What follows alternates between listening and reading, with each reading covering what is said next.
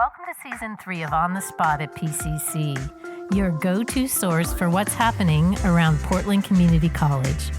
We're diving into some big changes and new spaces, from the academic affairs restructure, updates in PSEC, to goats and guide dogs, and everything in between. Stay tuned. We're bringing you the stories that shape our work, our students, and our future right here on the Spot. I'm your host, Ellen Payne, Internal Communications Manager, and today we're diving into a topic that affects all of us, PCC's Human Resources Compensation Study. We will also talk about some exciting changes within People, Strategy, Equity, and Culture, or PSEC. Joining us today is Dr. Howard Croom, Associate Vice President of PSEC. Howard, thanks for joining us. People are excited to hear about these hot topics. But first, and not to put you on the spot, can you tell us a little bit about yourself? Yes, well, thank you for having me. I'm happy to be here. I'm a Beaver, Oregon State Beaver, but I'm from Southern California. I was born and raised in Long Beach and came up to Oregon to play football and attend Oregon State. So I was a member of the football team there, had a great time, stayed on and got my master's degree at Oregon State, and then moved back home to Southern California, where I worked at a number of institutions, including USC, Cypress College, UC Irvine. And I got my doctorate while I was working down there. I got my doctorate from USC in educational leadership, and made my way back up to Oregon a few years ago and transitioned to PCC in June of 2023, and really excited to be here. Great. We're lucky to have you. Thank you. So tell us about the compensation study and why it's so important. Yeah, so the compensation study that we did with Trupp HR, it was a huge undertaking for the college. It's something that we've needed to do for a little while, and so it was a great opportunity for us to really look under the hood and dig into a lot of the stuff that we've heard our community members say for a while, and really just an attempt for us to get information so we can improve, continuous improvement. And, we've heard people say, hey, I think I'm underpaid. I don't think my title fits the work that I'm doing. Or why does my colleague make more money than me when I think we should be at the same level?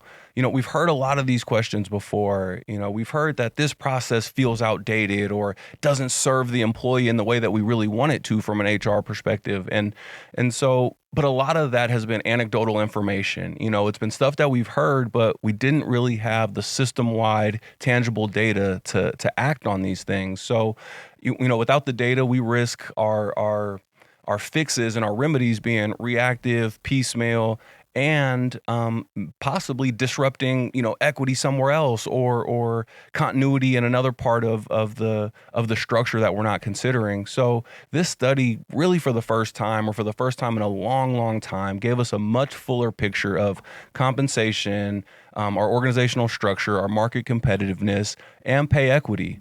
And now we can move from reactive fixes and one-off fixes to strategic, evidence-based improvements.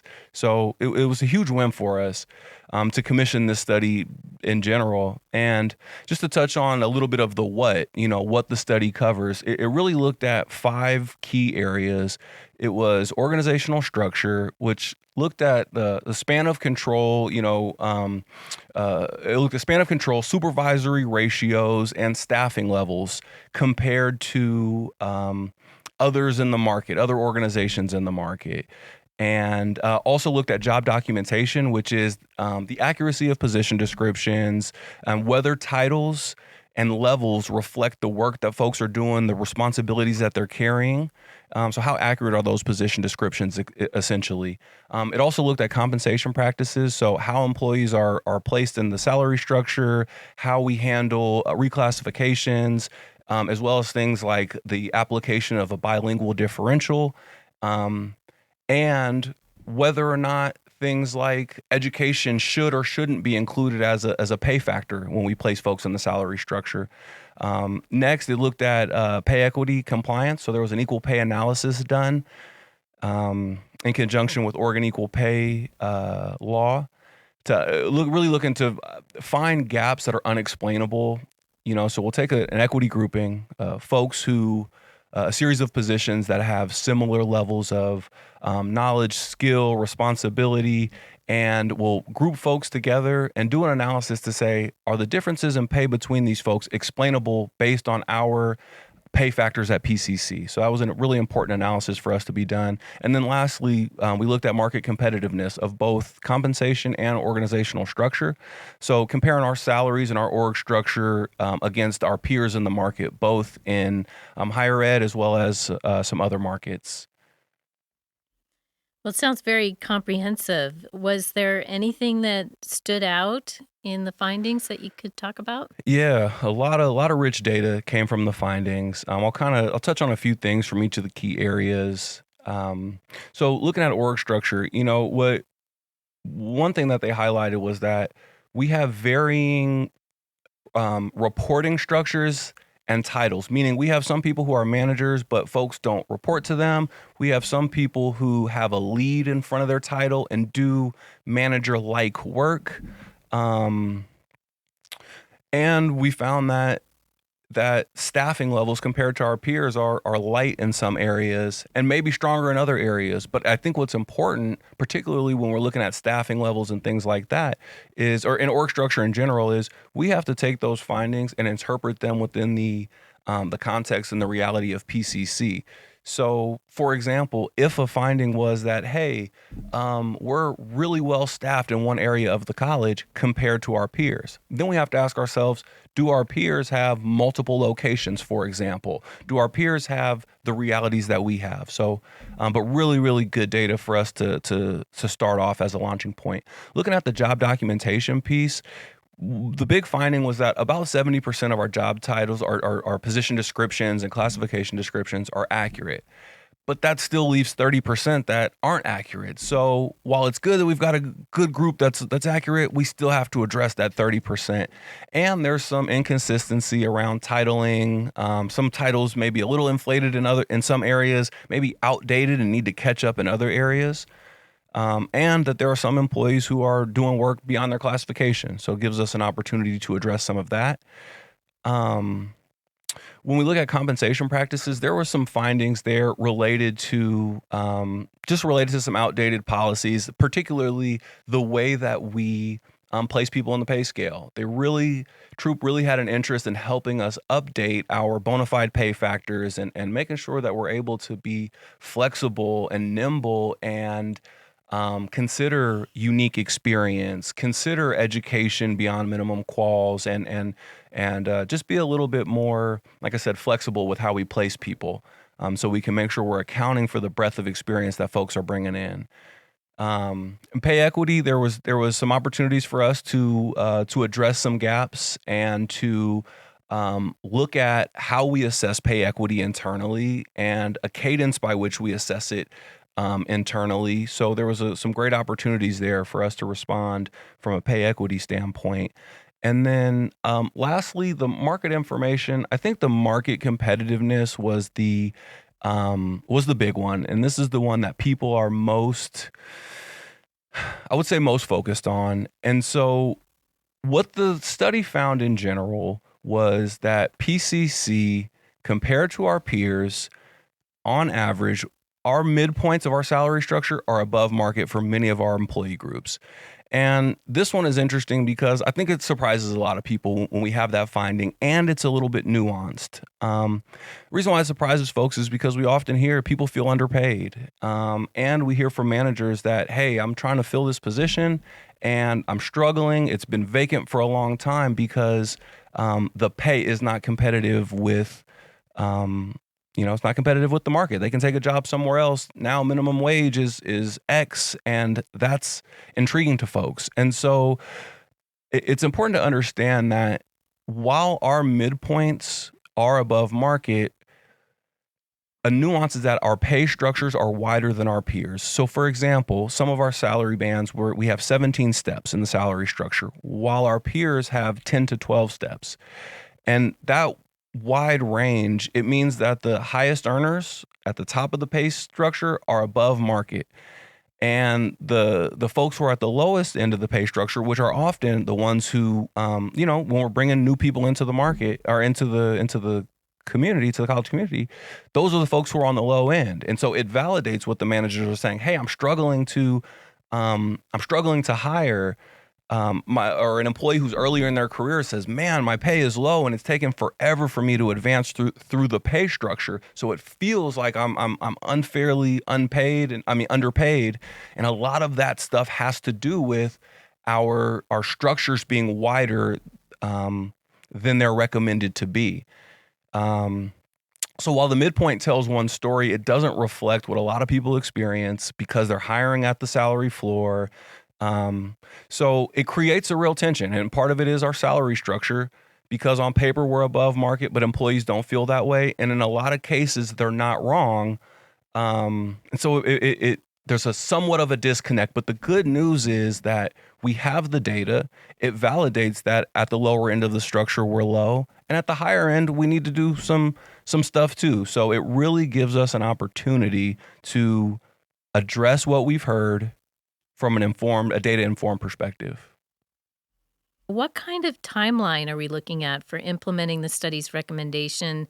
And are some changes coming sooner than others? Yeah, it's a great question, one that everybody is interested in. And I think the answer is that it comes in phases. So the timeline for implementing recommendations has to do with a number of things. Bargaining, with our federations is one of them.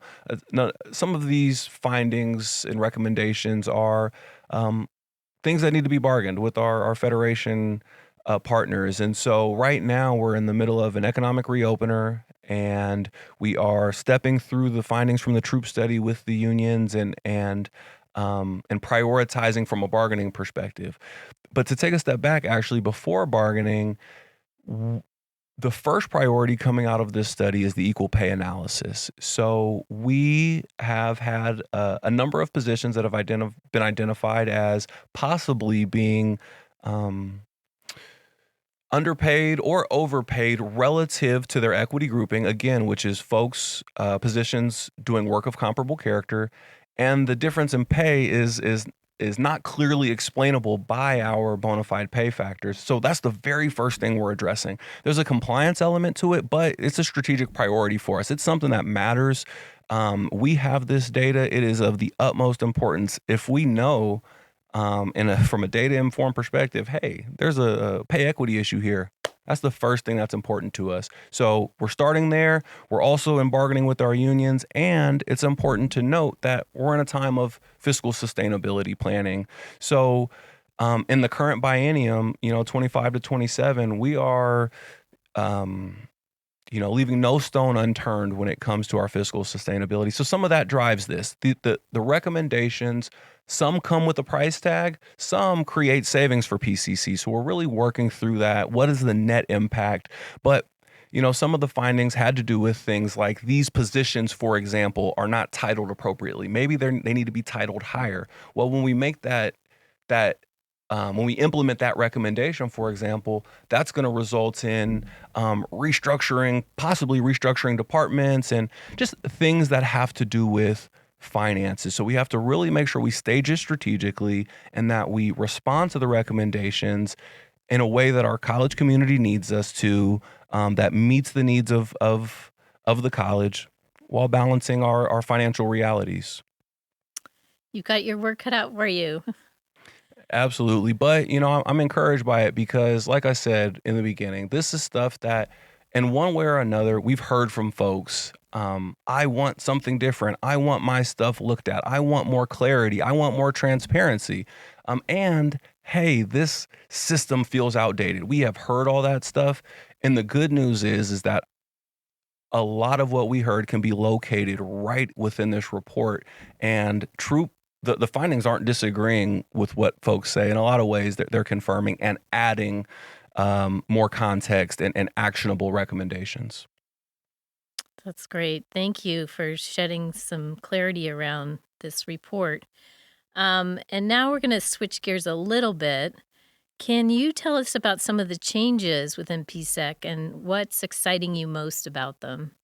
Yeah, PSEC, we've definitely been on a journey over the last 2 years to stand up the division in a way that aligns with the needs of the college. And so we've done some stuff with the structure.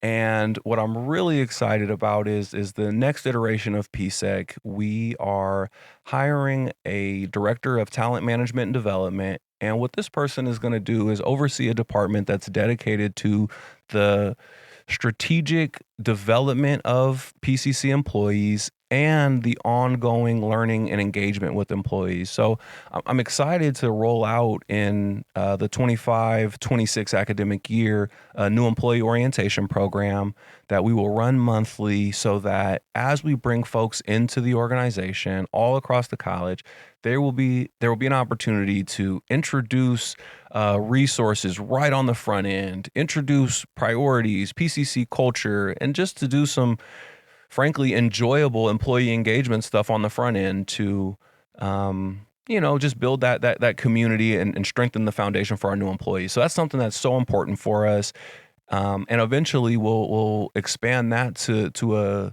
a new manager orientation. Maybe folks or not a new manager orientation, but an orientation for folks who are changing positions at the college. So really just wanting to make sure we're equipping folks with the right kind of resources to be successful. And then in addition to that, there will be a learning function where we'll be able to manage learning campaigns across the college. And we'll have a dedicated employee to really focus on our learning management system within Workday, which is a new system for us, a Workday Learn. We haven't rolled it out yet, so we're excited to do that. And just really looking to make the learning and training component of the college that's been so needed, strengthen it, make it visible, make it a real part of the culture so that the desired end state is everybody across the college knows what our learning priorities are, knows what we're engaged in from a learning perspective and a talent development perspective, and knows where those resources are and that we're bringing them to the employees. So just really wanting to strengthen that muscle around developing our workforce. And so I'm really looking forward to bringing that to the college in 2025, 2026. That's great. You covered a lot today, but I did want to give you one more opportunity if there were any thoughts or messages you wanted to share with the PCC community. Yeah, I think just that, like I said, PSEC's been on a journey, and there's a lot of opportunities to make an impact at the college. And I really think 25, 26 will be a year where people feel a lot of the stuff that we've been saying is coming. We've been saying, hey, this is coming. This is coming. The Trupp study, stuff around learning and development. And so this year, we're really going to feel that. We're going to see it. And I appreciate the patience that we've gotten from a lot of our members of our college community, and I appreciate the eagerness for the resources and the evolution of PSEC that best serves the college. So this will be a big year for us, and I'm really looking forward to it. Thank you. We appreciate you spending some time with us today and appreciate your insight and leadership into this work. So I wanted to thank you and also thank our listeners for all they do to make PCC a more equitable place to work.